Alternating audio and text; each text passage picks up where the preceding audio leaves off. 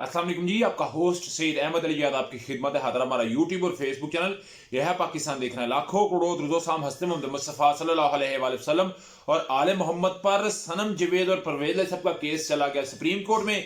और supreme court में मेरा ख्याल है इनको बड़ा रिलीफ मिल सकता है। दोनों इस वक्त NH 64 से परवेज साहब और PP जो कि 119 बनता है, और बेसिकली ये मरियम नवाज साहबा का मद्दे मुकाबला सनम जवेद साहिबा, इनका मुकदमा सुप्रीम कोर्ट के अंदर चला गया। क्या बड़ी हताहत होगी वो कहूंगा, मगर मेरा ख्याल है कहते हैं जितना प्रेशर बढ़ता है या जितनी रिस्ट्रिक्शन आती है उतना ही बंदा अपने आप को आउट करने की कोशिश करता है, और जितना उस पर तनाव बनता है वो फिर अपने आप को एक्सप्रेस करता है। जवेद हाशमी साहब मुस्लिम नून के, मेरा ख्याल है बहुत बड़ा उनका एक नाम था मुस्लिम नून में।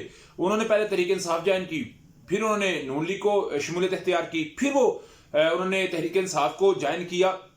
मगर रात उनका एक ट्वीट आया है और दरवाजे टूटे हुए जिस तरह के मामला है, उनका दामाद जो है वो तहरीक जो है वो इलेक्शन फाइट कर रहे हैं। तो जवेद हाशमी साहब ने बताया कि मेरे घर जो है वो रेड हुआ है, सारे मामला है। मगर इस सारे का जो एक एक्शन का रिएक्शन आया है, जवेद हाशमी साहब ने अपने घर के अंदर PTI की वर्कर कन्वेंशन रख लिया। जवेद हाशमी ने मुल्तान के अंदर वर्कर कन्वेंशन रख लिया है, और उसमें मेहरबानू कुरैशी और जैन कुरैशी जो कि शाह महमूद कुरैशी साहब के बेटे और बेटी दोनों खड़े हैं MNA की सीट के लिए। तो उन्होंने उसमें शमूलियत इख्तियार करनी है और मेहमान खुसूसी होंगे। मगर एक साइड पे जहां पे पुलिस जो है वो ऑनलाइन जलसा नहीं करने दे रही, इंटरनेट डाउन हो जाता है, मामला डाउन हो जाता है, मामला चलने देते, वहां पे वर्कर कन्वेंशन होने जा रही है। दफा 144 भी है 12 फरवरी तक पंजाब के अंदर।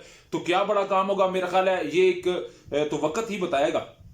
डेफिनेटली आपके साथ डिस्कस करूंगा। उधर जी सनाउल्ला मस्ती खेल, RO ने उनका कागजात मुस्तरद किए, ट्रिब्यूनल ने उससे कागजात मुस्तरद किए, हाई कोर्ट ने उनके कागजात को मुस्तरद किया, तो वो चले गए सुप्रीम कोर्ट के अंदर। तो सुप्रीम कोर्ट ने तरीके साहब के कैंडिडेट है सनाउल्ला मस्ती खेल को फौरी तौर पे बहाल करते हुए कहा कि इनके कागजात हम एक्सेप्ट करते हैं, रिजेक्टेड नहीं है, और इलेक्शन कमीशन को अहकामात दिए हैं कि अभी इनको जो है प्रिंटिंग प्रेस में इनका जो है वो निशान डाला जाए। और हालांकि करोड़ों जो है वो बैलेट पेपर तो छप चुके हुए हैं। तो मेरा ख्याल है मामला चला गया है परवेज अली और सनम जवेद का सुप्रीम कोर्ट के अंदर। तो सुप्रीम कोर्ट मेरा ख्याल है इस पे को बड़ा फैसला सुना सकती है। उधर जी एंकर इमरान रियाज खान साहब, आप जानते हैं कि वो तकरीबन 6 माह के बाद अपने घर आए, और जिस तरह की उनकी एक सिचुएशन थी, उन्हें आते साथ कहा कि मैं उम्रे के लिए जाऊंगा, जैसे ही मैं थोड़ा सस्टेन्ड होऊंगा। तो उम्रे के लिए आज वो गए तो उनको रोक लिया गया एयरपोर्ट के अंदर, क्योंकि उनका स्टॉप लिस्ट के अंदर नाम था।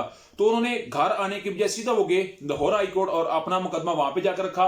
और मेरा हाल है उनका कोई बड़ा केस तो है नहीं, उनके ऊपर मुकदमा तो ऐसा है नहीं, और मुझे लगता है कि उनको कुछ शराइत के साथ मशरूत करके उनको इजाजत मिल सकती है। और कहा जा रहा है कि जिन्होंने राय फरार के लिए ये सब कुछ किया है वो बाहर जाके दोबारा से विलाग का सिस्टम अपडेट करना चाहते थे, इमरान खान की दोबारा आवाज बनना चाहते थे, इसलिए सारा मामला हुआ है। चले ये तो वक्त ही बताएगा। फवाद चौधरी साहब को मैंने सुबह बताया था एंटी करप्शन नहीं, उनको 9 मई के मुकदमे में गिरफ्तार कर लिया गया है।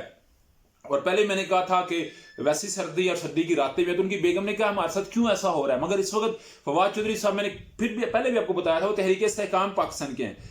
हालांकि उन्होंने तहरीक इंसाफ को ज्वाइन नहीं किया, तो बेगम उनके अंदर अंदर किस पार्टी को ज्वाइन करके बैठी हुई है, ये उससे भी बड़ा सवाल है। उधर जी जस्टिस बाबर सत्तार साहब जो कि इस्लामाबाद हाईकोर्ट के जस्टिस हैं, उन्होंने DC इरफान मेमन साहब को डेफिनेटली उनके ऊपर फर्द जुर्म की बात की, SSP ऑपरेशन के ऊपर फर्द जुर्म की बात की, DCO से 3 MPO के तहत कि नक्शे आमा के लिए अमन अमान को बहाल करने के लिए DC अपने जिले के अंदर 3 MPO का ऑर्डर इख्तियार करते हुए किसी को नजरबंद कर सकता है। तो डिवीजनल बेंच जिसकी सरबराही जस्टिस आमर फरूक साहब कर रहे थे और तारक महमूद जंगीरी साहब उनके साथ हैं, तो उन्होंने जो जस्टिस बाबर सत्तार साहब है उनका फैसला कि 3 MPO का इख्तियार DC के पास नहीं, उसको फिलहाल कुछ वक्त के लिए बहाल किया, और वो फिलहाल मेरा ख्याल 8 फरवरी तक होगा।